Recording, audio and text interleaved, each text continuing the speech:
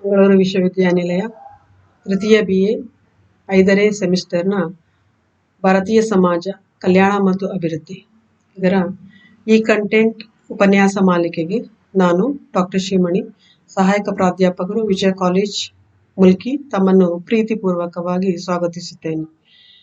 ಈಗ ಸೆಕ್ಷನ್ 51 ಸಂಸ್ಕೃತಾನುಕರಣದ ಮುಂದುವರೆದ ಭಾಗ ಟೀಕೆಗಳು ಕ್ರಿಟಿಸಿಸಮ್ಸ್. ಸಂಸ್ಕೃತಾನುಕರಣ ಅನ್ನುವಂತಹ ಪ್ರಕ್ರಿಯೆಯನ್ನು ಡಾಕ್ಟರ್ ಶ್ರೀನಿವಾಸ್ ಅವರು ಮೊದಲ ಬಾರಿಗೆ ಜಾತಿ ವ್ಯವಸ್ಥೆಯಲ್ಲಿ ಆಗುವಂತಹ ಬದಲಾವಣೆ, ಸಮಾಜದಲ್ಲಿ ಆಗುವಂತಹ ಬದಲಾವಣೆಯನ್ನು ತಿಳಿಸಲಿಕ್ಕೆ ಇಂಟ್ರಡ್ಯೂಸ್ ಮಾಡಿದಂತಹ ಕಾನ್ಸೆಪ್ಟ್. ಇದನ್ನು ಇತರ ಸಮಾಜಶಾಸ್ತ್ರಜ್ಞರು ಹೇಗೆ ಟೀಕಿಸಿದ್ದಾರೆ ಅನ್ನೋದನ್ನು ಚರ್ಚಿಸೋಣ. Objectives of the lecture. The main objectives of this lecture is to create awareness among the students about the criticisms of Sanskritization, to know the major defects in the process of Sanskritization. Learning outcome. To create awareness among the students about the relevance and irrelevance of the concept of Sanskritization. Able to analyze the concept of Sanskritization. Now we move on to the criticisms. The concept Sanskritization introduced by Dr. Srinivas was criticized by the number of sociologists like J.F. Stahl, Yogendra Singh, Malcolm Marriott and number of others. What are the criticisms? According to J.F. Stahl, the concept introduced by Dr. Srinivas is a class of concept. It's not a simple concept, it's a complex concept. Because in the beginning, Dr. Srinivas called this as Brahmanization, where lower caste people imitated the Brahmins, and later he renamed it as Sanskritization. So, J.F. Stahl pointed out that it's a class of concepts, and it's not a simple concept, a complex concept. J.F. Stahl ಅವರು doctor Srinivas ಅವರ ಸಂಸ್ಕೃತಾನುಕರಣ ಅನ್ನುವಂತಹ ಪರಿಕಲ್ಪನೆಯನ್ನು ಟೀಕಿಸಿದ್ದಾರೆ. ಅವ್ರು ಏನ್ ಹೇಳ್ತಾರೆ ಹೇಳಿದ್ರೆ, ಸಂಸ್ಕೃತಾನುಕರಣ ಅನ್ನೋದು ಒಂದು ಸಂಕೀರ್ಣವಾದ ಮತ್ತು ದಾರಿ ತಪ್ಪಿಸುವಂತಹ ಒಂದು ಪ್ರಕ್ರಿಯೆಯಾಗಿದೆ. ಯಾಕೆ ಹೇಳಿದ್ರೆ, ಮೊದಲಿಗೆ ಅವರು ಅದನ್ನು ಬ್ರಾಹ್ಮಣೀಕರಣ ಅಂತ ಕರೆದ್ರು, ಆನಂತರ ಸಂಸ್ಕೃತಾನುಕರಣ ಅಂತ ಕರೆದ್ರು. ಹಾಗಾಗಿ ಆ ಪರಿಕಲ್ಪನೆ ಬಹಳ ಸರಳವಾಗಿಲ್ಲ, ಬಹಳ ಸಂಕೀರ್ಣವಾಗಿದೆ ಮತ್ತು ಕೆಲವೊಮ್ಮೆ ದಾರಿ ತಪ್ಪಿಸುತ್ತದೆ ಇದು ಪ್ರಕ್ರಿಯೆ ಅಂತ ಹೇಳಿದ್ದಾರೆ. Yogendra Singh, another critic, pointed out that Sanskritization as introduced by Dr. Srinivas failed to lead to a consistent theory of social change. It fails to account for the many aspects of cultural change in the past and present.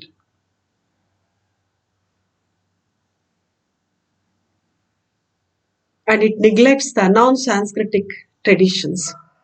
Yogendra Singh ಅವರು ಹೇಳ್ತಾರೆ, doctor Srinivas ಅವರ ಸಂಸ್ಕೃತಾನುಕರಣ ಅನ್ನುವಂತಹ ಪ್ರಕ್ರಿಯೆ ಯಾವುದೇ ಒಂದು ನಿರ್ದಿಷ್ಟವಾದಂತಹ ತತ್ವದ ಮೇಲೆ ನಿಂತಿಲ್ಲ. ನಮ್ಮ ಸಂಸ್ಕೃತಿಯಲ್ಲಿ ಆಗುವಂತಹ ಹಿಂದೆ ಮತ್ತು ಪ್ರಸ್ತುತ ಸ್ಥಿತಿಯಲ್ಲಿ ಆಗುವಂತಹ ಬದಲಾವಣೆಗಳನ್ನು ತಿಳಿಸುವಲ್ಲಿ ಈ ಸಂಸ್ಕೃತಾನುಕರಣ ಅನ್ನುವಂತಹ ಪ್ರಕ್ರಿಯೆ ವಿಫಲವಾಗಿದೆ. ಯಾಕೆ ಎಂದರೆ ಸಂಸ್ಕೃತೇತರ ಪರಂಪರೆಗಳನ್ನು ಇದು ಅವಗಣಿಸಿದೆ ಅಂತ ಹೇಳ್ತಾರೆ. ಇನ್ನು ಮ್ಯಾಕ್ಯಮ್ ಮೆರಿಯಟ್ ಅವರು ಹೇಳ್ತಾರೆ, Sanskritic rights without replacing them. Sanskritic rights are often added on to non-Sanskritic rights without replacing them. ಅಂದರೆ ಡಾಕ್ಟರ್ ಶ್ರೀನಿವಾಸ್ ಅವರು ತನ್ನ ಸಂಸ್ಕೃತಾನುಕರಣ ಅನ್ನುವಂಥ ಪ್ರಕ್ರಿಯೆಯಲ್ಲಿ ಏನು ಹೇಳ್ತಾರೆ ಹೇಳಿದ್ರೆ, ಕೆಳಜಾತಿಗೆ ಸೇರಿದ ಜನರು ತಮ್ಮದೇ ಆದಂತಹ ಸಂಸ್ಕೃತಿಯನ್ನು ಬಿಟ್ಟು ಮೇಲ್ಜಾತಿಗೆ ಸೇರಿದ ಜನರ ಸಂಸ್ಕೃತಿಯನ್ನು ಅನುಕರಣೆ ಮಾಡ್ತಾರೆ ಅಂತ ಹೇಳ್ತಾರೆ. ಅದಕ್ಕೆ ಮ್ಯಾಕ್ಯಮ್ ಮೆರಿಯಟ್ ಹೇಳ್ತಾರೆ, ಕೆಳಜಾತಿಗೆ ಸೇರಿದ ಜನರು ಅನುಕರಣೆ ಮಾಡುವಾಗ ತಮ್ಮದೇ ಆದಂತಹ ಎಲ್ಲ ಸಾಂಸ್ಕೃತಿಕ ಅಥವಾ ಸಂಸ್ಕೃತಿಯನ್ನು ಕಳೆದುಕೊಳ್ಳೋದಿಲ್ಲ, ಎಲ್ಲದನ್ನು ಒಂದೇ ಸಲ ಬಿಟ್ಬಿಡೋದಿಲ್ಲ, ಹಾಗೆ ಬಿಟ್ಬಿಡ್ಲಿಕ್ಕೆ ಆಗೋದು ಕೂಡ ಇಲ್ಲ. ಅದರ ಬದಲಿಗೆ ತಮ್ಮದೇ ಆದಂತಹ ಸಂಸ್ಕೃತಿಯ ಜೊತೆಗೆ ಮೇಲ್ಜಾತಿಗೆ ಸೇರಿದ ಜನರ ಸಂಸ್ಕೃತಿಯನ್ನು ಅನುಕರಣೆ ಮಾಡಿದ್ದಾರೆ. ಹಾಗಾಗಿ ಕೆಳಜಾತಿಯವರು ತಮ್ಮ ಸಂಸ್ಕೃತಿಯನ್ನು ಒಂದೇ ಸಲ ಬಿಟ್ಟಿದ್ದಾರೆ ಅಂತ ಹೇಳಲಿಕ್ಕೆ ಆಗೋದಿಲ್ಲ. ತಮ್ಮ ಸಂಸ್ಕೃತಿಯ ಜೊತೆಗೆ ಮೇಲ್ಜಾತಿಗೆ ಸೇರಿದ ಜನರ ಸಂಸ್ಕೃತಿಯನ್ನು ಜೊತೆಗೆ ಅನುಕರಣೆ ಮಾಡಿ ಕೊಂಡಿದ್ದಾರೆ ಅಂತ ಮ್ಯಾಕ್ಯೂಮ್ ಮೇರೆಟ್ ಅವರು ಹೇಳ್ತಾರೆ. ಇನ್ನು ಡಿ.ಎಂ. ಮಜುಮ್ದಾರ್ ಅವರು ಹೇಳ್ತಾರೆ, according to doctor D N. Majumdar, Sanskritization is not a universal process observed throughout India. Because in Mohana village in Uttar Pradesh, lower caste have no urge to imitation.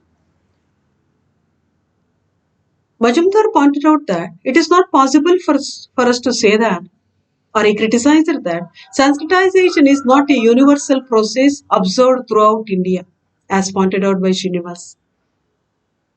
Because in some of the villages, there is no urge on the part of the lower caste people to imitate the lifestyles of the upper caste people. Because it's not a universal process.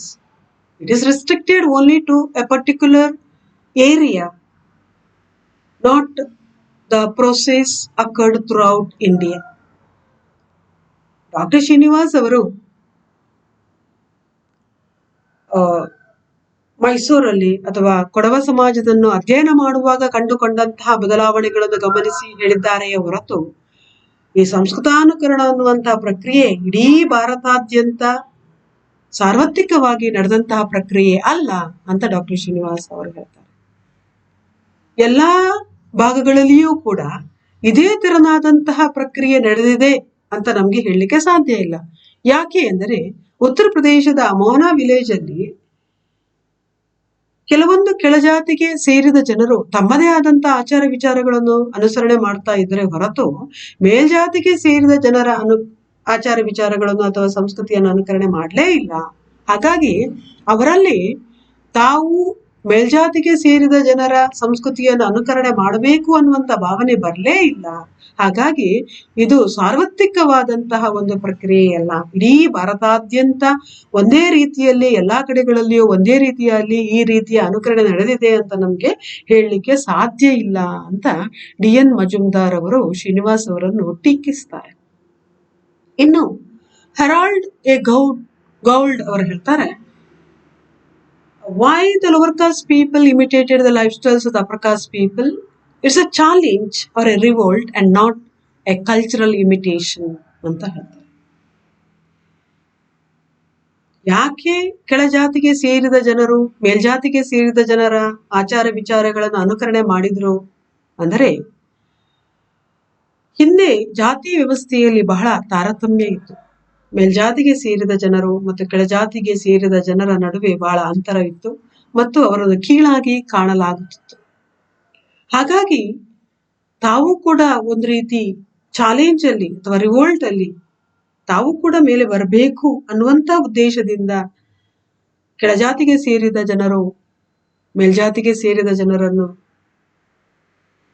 Challenge ಮಾಡಿದ್ದಾರೆ ಹೊರತು it's not A cultural imitation ಅಂತ ಹೇಳ್ತಾರೆ. Motivation is not a cultural imitation but a challenge or a revolt against the upper caste people. ಮೇಲ್ಜಾತಿಗೆ ಸೇರಿದ ಜನರು ಕೆಳಜಾತಿಯನ್ನು ಜಾತಿಗೆ ಸೇರಿದ ಜನರನ್ನು ಹೀನಾಯವಾಗಿ ನಡೆದುಕೊಂಡಂತಹ ಕಾರಣ ಆ ದ್ವೇಷ ಅವರನ್ನು ಅನುಕರಣೆ ಮಾಡಲಿಕ್ಕೆ ಪ್ರೇರೇಪಿಸಿದೆ ಹೊರತು ಅದು ಸಾಂಸ್ಕೃತಿಕ ಅನುಕರಣೆ ಅಲ್ಲ ಎಂದು ಹೆರಾಲ್ಡ್ ಎ ಗೌಲ್ಡ್ ಅವರು ಡಾಕ್ಟರ್ ಶ್ರೀನಿವಾಸ್ ಅವರನ್ನು ಕ್ರಿಟಿಸೈಸ್ ಮಾಡ್ತಾರೆ. ಹೀಗೆ ಅನೇಕ ಸಮಾಜಶಾಸ್ತ್ರಜ್ಞರು ಡಾಕ್ಟರ್ ಶ್ರೀನಿವಾಸ್ ಅವರ ಸಂಸ್ಕೃತಾನುಕರಣ ಅನ್ನುವಂತಹ ಈ ಪ್ರಕ್ರಿಯೆಯನ್ನು ಟೀಕಿಸ್ತಾರೆ. ಸಂಸ್ಕೃತಾನುಕರಣ ಅನ್ನೋದು ಸಾರ್ವತ್ರಿಕವಾದಂತಹ ಪ್ರಕ್ರಿಯೆಯಲ್ಲ. ಭಾರತದ ಎಲ್ಲಾ ಭಾಗಗಳಲ್ಲಿಯೂ ಕೂಡ ಇಂತಹ ಪ್ರಕ್ರಿಯೆ ನಡೆದಿಲ್ಲ. ಕೆಲವು ಹಳ್ಳಿಗಳಲ್ಲಿ ಇಂತಹ ಕೆಳಜಾತಿಯವರಲ್ಲಿ ಅಂತಹ ಒಂದು ಆಶೆಯೂ ಕೂಡ ಇರಲಿಲ್ಲ. ಹೀಗೆ ಬೇರೆ ಬೇರೆ ರೀತಿಯ ಟೀಕೆಗಳು ಶ್ರೀನಿವಾಸ್ ಅವರ ವಿರುದ್ಧ ಬರ್ತದೆ. ಆ ಟೀಕೆಗಳು ಏನೇ ಇದ್ದರೂ ಅಥವಾ ಈ ಟೀಕೆಗಳು ನಮಗೆ ಈ ಸಂಸ್ಕೃತಾನುಕರಣ ಅನ್ನುವಂತಹ ಒಂದು ಪರಿಕಲ್ಪನೆಯನ್ನು ವಿಶ್ಲೇಷಣೆ ಮಾಡಲಿಕ್ಕೆ ಬಹಳ ಸಹಾಯ ಆಗ್ತದೆ. ಶ್ರೀನಿವಾಸ್ ಅವರ ಈ ಟೀಕೆಗಳು ಏನು ಇದ್ದರೂ ಶ್ರೀನಿವಾಸ್ ಅವರ ಈ ಪರಿಕಲ್ಪನೆ ನಮ್ಮ ಭಾರತೀಯ ಸಮಾಜಶಾಸ್ತ್ರಕ್ಕೆ ಮಹತ್ತರವಾದಂತಹ ಒಂದು ಕೊಡುಗೆ. ಭಾರತೀಯ ಸಮಾಜದಲ್ಲಿ ಜಾತಿ ಆಧಾರಿತವಾದಂತಹ ಭಾರತೀಯ ಸಮಾಜದಲ್ಲಿ ಬದಲಾವಣೆ ಸಾಧ್ಯವೇ ಇಲ್ಲ, ಸಮಾಜ ಸ್ಥಿರವಾಗಿರುತ್ತದೆ, ಜಡವಾಗಿದೆ ಅನ್ನುವಂತಹ ಹೇಳಿಕೆಗಳು ಇರುವಾಗ ಬದಲಾವಣೆ ಸಾಧ್ಯ ಇದೆ, ಜಾತಿ ಆಧಾರಿತ ಭಾರತೀಯ ಸಮಾಜದಲ್ಲಿ ಬದಲಾವಣೆ ಸಾಧ್ಯ ಇದೆ, ಮತ್ತೆ ಈ ಬದಲಾವಣೆ ಹೇಗೆ ಸಾಧ್ಯ ಅನ್ನೋದನ್ನು ಸಂಸ್ಕೃತಾನುಕರಣ ಅನ್ನುವಂತಹ ಪರಿಕಲ್ಪನೆಯ ಮುಖಾಂತರ ಮೊದಲ ಬಾರಿಗೆ ಪರಿಚಯಿಸಿದವರು ಡಾಕ್ಟರ್ ಶ್ರೀನಿವಾಸ್.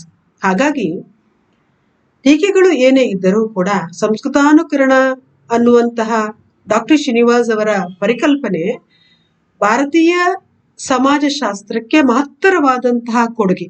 ಮತ್ತು ಇವತ್ತು ಶ್ರೀನಿವಾಸ್ ಅವರನ್ನು ನಾವು ದಿನಾಲು ನೆನೆಸ್ತಾ ಇದ್ರೆ ಈ ಪರಿಕಲ್ಪನೆಯಿಂದಾಗಿ, ಮುಖ್ಯವಾಗಿ ಸಂಸ್ಕೃತಾನುಕರಣ ಅನ್ನುವಂತಹ ಪರಿಕಲ್ಪನೆಯಿಂದಾಗಿ ಸಮಾಜದಲ್ಲಿ ಬದಲಾವಣೆ ಸಾಧ್ಯ, ಜಾತಿ ಆಧಾರಿತ ಸಮಾಜದಲ್ಲಿ ಬದಲಾವಣೆ ಹೇಗೆ ಸಾಧ್ಯ ಅನ್ನುವುದನ್ನು ಮೊದಲ ಬಾರಿಗೆ ನಮಗೆ ತಿಳಿಸಿಕೊಟ್ಟವರು, ಮನವರಿಕೆ ಮಾಡಿದವರು ಡಾಕ್ಟರ್ ಶ್ರೀನಿವಾಸ್.